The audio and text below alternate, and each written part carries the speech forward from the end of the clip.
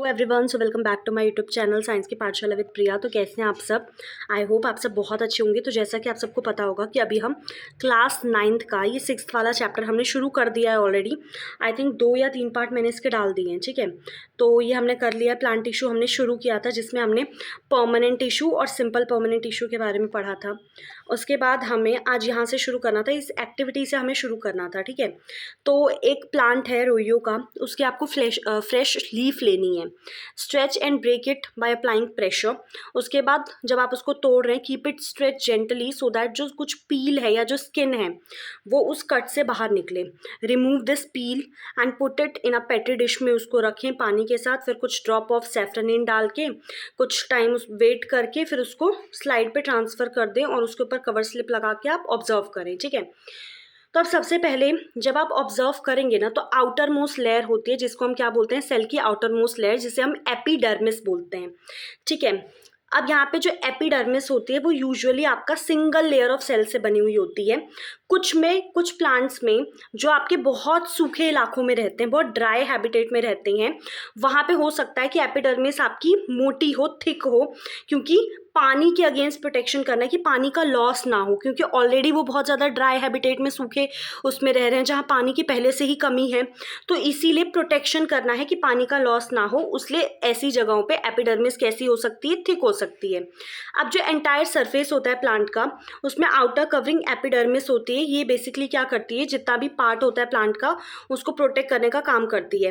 Epidermal cell on the aerial part of the plant often secrete a waxy और water resistant layer, मतलब एक ऐसी layer जो पानी का असर नहीं होगा, वाटर रेजिस्टेंट है, ठीक है। और ये बेसिकली करती क्या है, पानी के लॉस से बचाती है, पानी का लॉस नहीं होने देती, मैकेनिकल इंजरी नहीं होने देती, या फिर कुछ पैरासिटिक फंजाई, जो फंजाई नुकसान पहुंचाएंगे, उनको अंदर एंटर नहीं होने देती, ठीक है।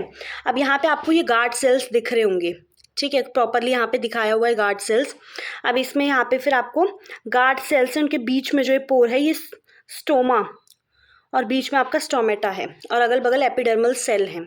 तो बेसिकली देखिए, सिंस इसका प्रोटेक्टिव रोल होता है प्ले करने के लिए, ठीक है, तो एपिडर्मल टिश्यू के जो सेल्स होते हैं वो एक कॉन्टिन्यूस लेयर बनाते हैं, उनमें इंटरसेलुलर स्पेसेस नहीं होते। ज़्यादातर एपिडर्मल जो सेल्स होते हैं वो फ्लैट होते हैं बिल्कुल, और ज़्यादातर उनकी जो आउटर और साइड वाली जो वॉल होती है वो मोटी होती है देन इनर वॉल, ठीक है, मतलब बाहर वाली और साइड जो वॉल होगी वो मोटी होगी as compare to inner wall, ठीक है। तो हम ऑब्जर्व कर सकते हैं छोटे छोटे पोर्स होते हैं and there in the epidermis of leaf, इन्हीं पोर को हम क्या बोलते हैं, स्टोमेटा, ठीक है। स्टोमेटा बेसिकली 2 किडनी शेप, आपने ऊपर देखा था किडनी शेप सेल्स उसको एनक्लोज कर रहे थे, जिसने हम गार्ड सेल्स बोलते हैं, और ये ज़रूरी होते हैं exchanging gases with the atmosphere.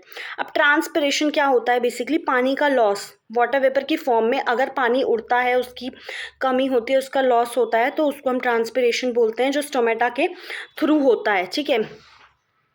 अब इसके बाद यहाँ पे देखते हैं, हाँ, recall which gas is required for photosynthesis, ठीक है। तो इस क्वेश्चन का आंसर आप मुझे कमेंट सेक्शन में देंगे कि आपको ट्रांसपिरेशन का रोल बताना है, प्लांट में क्या रोल हो सकता है ट्रांसपिरेशन का, और कौन सी गैस फोटोसिंथेसिस के लिए ज़रूरी होती है, ठीक है। क्वेश्चन बहुत इजी है, अगर आप चाहें तो कमेंट सेक्शन में बताइएगा, और अगर आपको पता है तो, और नहीं पता तो फिर आप पूछ लीजिएगा, मैं वहाँ पे आपको बता दूंगी।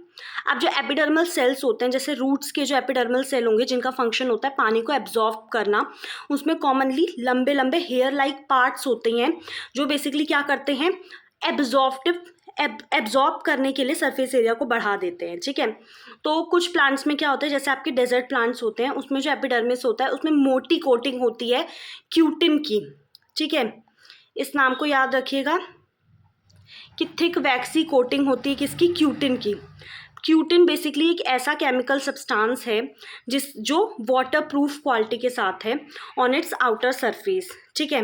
अब इसका रीज़न आप सोच सकते हैं, ठीक है, क्यों बेसिकली वाटर को हमें बचाना है, क्योंकि ऑलरेडी प्लांट कहाँ रह रहा है, डेजर्ट प्लांट है, ऑलरेडी पानी की कमी है। Is the outer layer of the branch of a tree different from the outer layer of a young stem. आप खुद सोचिए कि एक ब्रांच है, उसका आउटर लेयर ट्री का और एक यंग स्टेम का आउटर लेयर, दोनों में अंतर होगा कि नहीं होगा। ठीक है। जैसे जैसे प्लांट ग्रो करता है, ओल्डर होता जाता है, उसकी जो बाहर की प्रोटेक्टिव टिश्यू होते हैं उसमें बहुत सारे चेंजेस होते हैं। एक धारी स्ट्रिप जो है सेकेंडरी मेरिस्टेम की, जो कि आपका कॉर्टेक्स में लोकेटेड है, वो बेसिकली एक लेयर बनाता है सेल का, जो कि कॉर्क बनाता है। सेल्स जो होते हैं इस कॉर्क के, वो डेड होते हैं और कॉम्पैक्टली अरेंज, इनके बीच में कोई भी इंटरसेलुलर स्पेस नहीं होता। और बेसिकली इनमें एक सब्सटेंस पाया जाता है जिसे सुबेरिन बोलते हैं, इनकी वॉल में, जो इनको क्या बना देता है, इम्परवियस, की मतलब गैस और वाटर का एक्सचेंज ना हो पाए, इम्परवियस बन जाते हैं। तो ये कॉर्क सेल्स हैं और यहाँ पे रप्चर्ड एपिडर्मिस दिखाया हुआ है, तो प्रोटेक्टिव टिश्यू की तरह काम करते हैं। अब हम आते हैं कॉम्प्लेक्स परमानेंट टिश्यू पे। तो बेसिकली देखो अलग अलग तरीके के टिश्यू होते हैं जो हमने अभी तक डिस्कस किए, ठीक है। अंटिल नाउ वो सारे किससे बने थे, एक ही तरीके के सेल से बने थे जो एक जैसे दिख रहे थे। ऐसे टिश्यू को हम बोलते हैं सिंपल परमानेंट टिश्यू। अब हमारे पास एक दूसरा टाइप भी है जो कि आपका होता है कॉम्प्लेक्स टिश्यू, जो कि आपका एक से ज़्यादा तरीके के सेल से बने होते हैं और ये सारे सेल जो है आपस में कोऑर्डिनेट करके एक ही कॉमन फंक्शन को परफॉर्म करते हैं।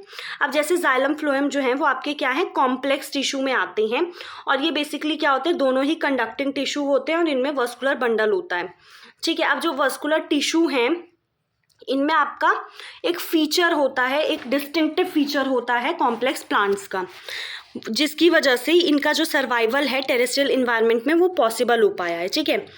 अब अगर जाइलम में हम देखेंगे तो जाइलम में क्या क्या चीज़ें होती हैं। जाइलम में आपके पास ट्रैकीड्स है, वेसल्स है, xylem parenchyma and xylem fibre है। तो ये आपके 4 चीज़ें हैं total, tracheids, vessels, xylem parenchyma and xylem fibre.